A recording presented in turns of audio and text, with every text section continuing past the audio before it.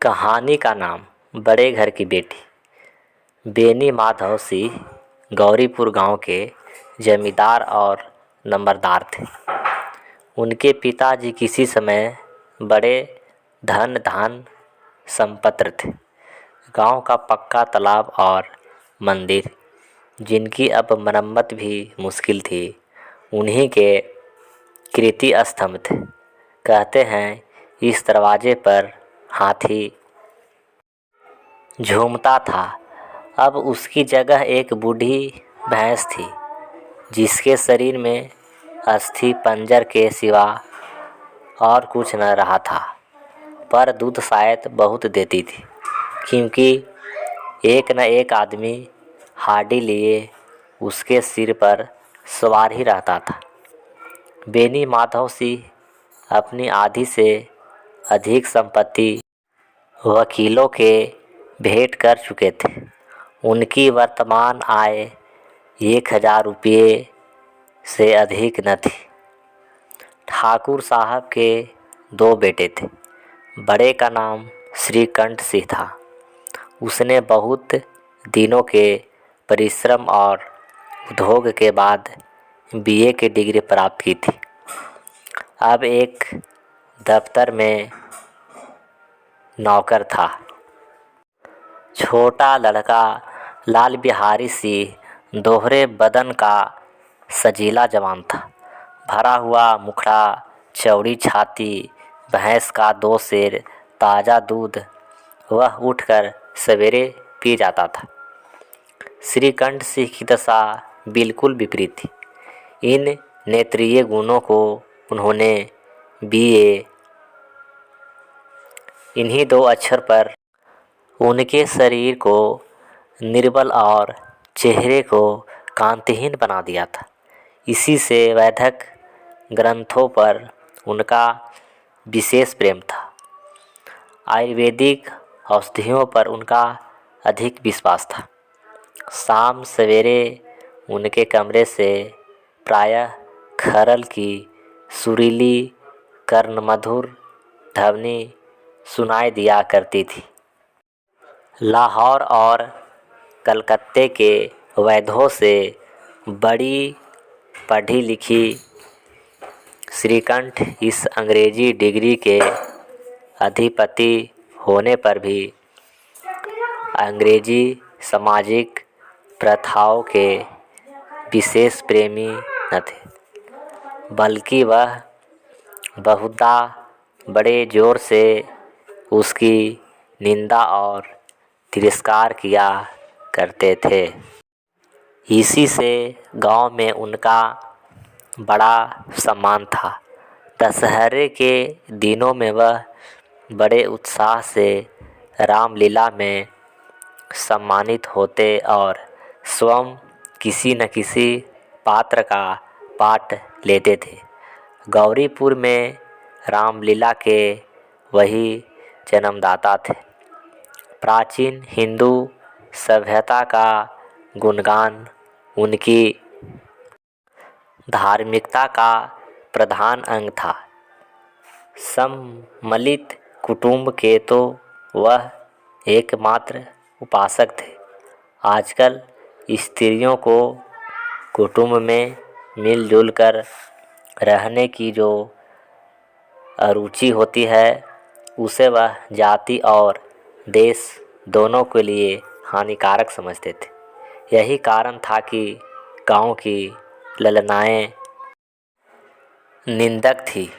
कोई कोई तो उन्हें अपना शत्रु समझने में भी संकोच न करती थी। स्वयं उसकी पत्नी को ही इस विषय में विरोध था। यह इसीलिए नहीं कि उसे अपने सास ससुर देवर या जेठ आदि से घृणा थी, बल्कि उनका विचार था कि यदि बहुत कुछ सहने और तरह देने के बाद भी परिवार के साथ निर्वाह न हो सके, तो आए दिन भी कलह से जीवन को नष्ट करने की अपेक्षा यही उत्तम है कि अपनी खिचड़ी अलग पकाई जाए। आनंदी एक बड़े उच्च कुल की लड़की थी। उसके पिताजी एक छोटी सी रियासत के तालुकदार थे।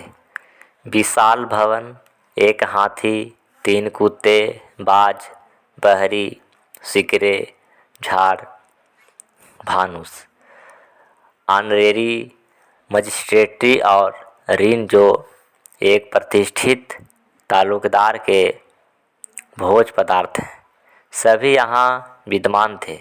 नाम था भूसी। बड़े उदारचित और प्रतिभाशाली पुरुष थे, पर दुर्भाग्य से एक भी लड़का न था। 7 लड़कियां हुई और देवजोग से सभी की सब जीवित रही। पहले उमंग में तो उन्होंने 3 ब्याह दिल खोलकर किए, पर 15-20 हजार रुपये का कर्ज सिर पर हो गया तो आंखें खुली, हाथ समेट लिया। आनंदी चौथी लड़की थी। वह अपने सब बहनों से अधिक रूपवती और गुणवती थी। इससे ठाकुर भूप सिंह उसे बहुत प्यार करते थे। सुंदर संतान को कदाचित उसके माता पिता भी अधिक चाहते हैं। ठाकुर साहब बड़े धर्म संकट में थे कि इसका विवाह कहाँ करें। न तो यही चाहते थे कि ऋण का बोझ बढ़े और न यही स्वीकार था उसे अपने को भाग्यहीन समझना पड़े। एक दिन श्रीकंठ उनके पास किसी चंदे का रुपये मांगने आया। शायद नगरी प्रचार का चंदा था। भूप सिंह उनके स्वभाव पर रिझ गए और धूमधाम से श्रीकंठ सिंह का आनंदी के साथ ब्याह हो गया। आनंदी अपने नए घर में आई तो यहाँ का रंग ढंग कुछ और ही देखा। जिस टीम टाम की उसे बचपन से ही आदत पड़ी हुई थी, वह यहाँ नाम मात्र को भी न थी। हाथी घोड़ा का तो कहना ही क्या, कोई सजी हुई सुंदर बहली तक नहीं थी। रेशमी स्लीपर साथ लाई, पर यहाँ बाग कहाँ। मकान में खिड़कियाँ तक न थी, न जमीन पर फर्श, न दीवार पर तस्वीर। यह एक सीधा साधा देहाती गृहस्थ का मकान था। किंतु आनंदी ने थोड़े ही दिनों में अपने को इस नई अवस्था में ऐसा अनुकूल बना लिया मानो उसने विलास के सामान कभी देखे ही न थे। एक दिन दोपहर के समय लाल बिहारी सिंह 2 चिड़ियाँ लिए हुए आया और भावच से बोला, जल्दी से पका दो, मुझे भूख लगी है। आनंदी भोजन बनाकर उसकी राह देख रही थी। अब वह नया बड़े घर की बेटी थी। किफायत क्या जाने, उसने सब घी मांस में डाल दिया। लाल बिहारी खाने बैठा तो दाल में घी न था। बोला, दाल में घी क्यों नहीं छोड़ा? आनंदी ने कहा, घी सब मांस में पड़ गया। लाल बिहारी जोर से बोला, अभी परसों ही घी आया है, इतना जल्दी उठ गया? आनंदी ने उत्तर दिया, आज तो कुल पाव भर रहा होगा, वह सब मैंने मांस में डाल दिया। जिस तरह सूखी लकड़ी जल्दी से जल उठती है, उसी तरह क्षुधा से बावला मनुष्य जरा जरा सी बात पर तिनक जाता है। लाल बिहारी को भावच की यह ढिठाई बहुत पूरी मालूम हुई। तिनक कर बोला, मैके में चाहे घी की नदी बहती हो, स्त्री गालियाँ सह लेती है, मार भी सह लेती है, पर मैके की निंदा उनसे नहीं सहा जाती। आनंदी मुंह फेर कर बोली, हाथी मरा भी तो 9 लाख का, वहाँ इतना घी नित्य नाई का हार खा जाते हैं। लाल बिहारी जल गया, थाली उठाकर पलट दी और बोला, जी चाहता है जीभ पकड़कर खींच लूं। आनंदी को भी क्रोध आ गया, मुंह लाल हो गया। बोली, वह होते तो आज इसका मजा चखाते। अब अपड उजड़ू ठाकुर से न रहा गया। उसकी स्त्री एक साधारण जमींदार की बेटी थी। जब जी चाहता उस पर हाथ साफ कर लिया करता था। खड़ाऊ उठाकर आनंदी की ओर जोर से फेंकी और बोला, जिसके गुमान पर भूली हुई हो उसे भी देखूंगा और तुम्हें भी। आनंदी ने हाथ से खड़ाऊ रोक, सिर बच गया, पर उंगलियों में बड़ी चोट आई।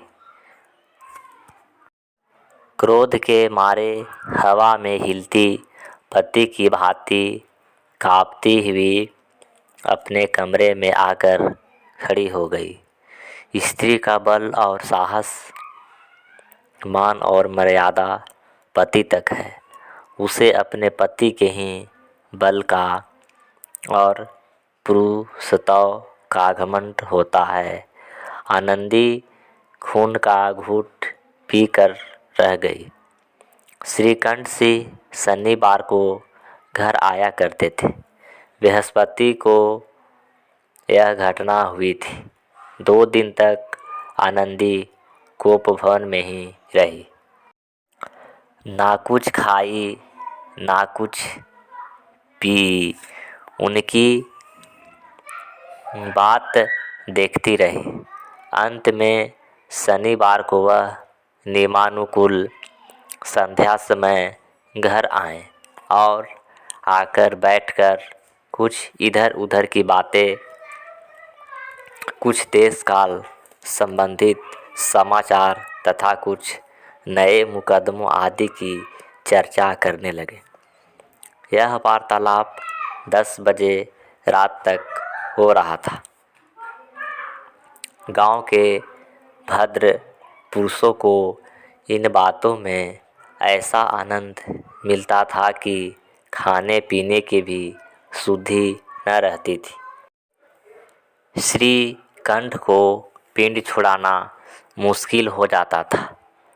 ये 2-3 घंटे आनंदी ने बड़े कष्ट से काटे।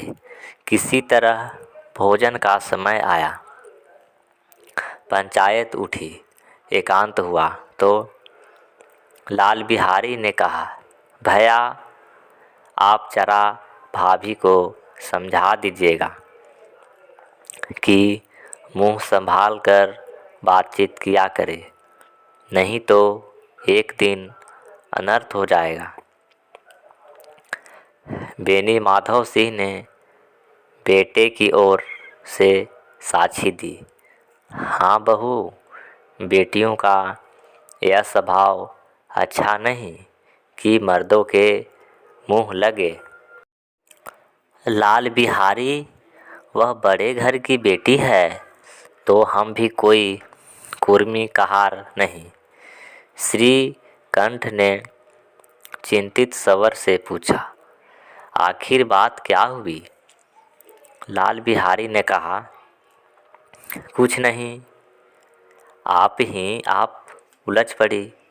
मैके के सामने हम लोगों को कुछ समझते ही नहीं है। श्रीकंठ खा पीकर आनंदी के पास गए। वह भरी बैठी थी। यह हजरत भी कुछ तीखे थे। आनंदी ने पूछा, चित्त तो प्रसन्न है। श्रीकंठ बोले, बहुत प्रसन्न है, पर तुमने आजकल घर में क्या उपद्र मचा रखा है।